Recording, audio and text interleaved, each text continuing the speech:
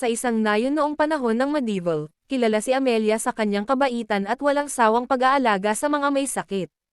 Isang malupit na taglamig, kumalat ang isang misteryosong sakit, at si Amelia, sa kabila ng kanyang sariling kahinaan, ay nag-alaga sa mga may sakit araw at gabi.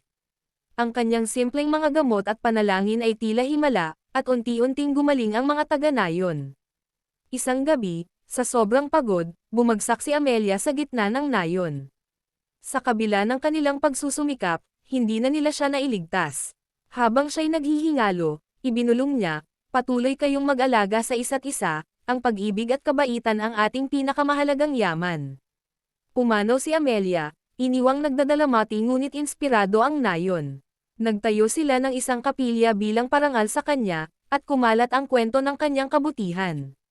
Si Santa Amelia ay naging patron ng kabaitan, pagpapagaling, at mga nurse, at ang kanyang alaala ay nabubuhay sa pamamagitan ng mga taong nagsasabuhay ng kanyang walang pag-iimbot na pagmamahal at pag-aalaga. Ang kanyang pista ay ipinagdiriwang tuwing ika-10 ng Hulyo, bilang pag-alala sa kanyang walang hanggang kabutihan at sakripisyo.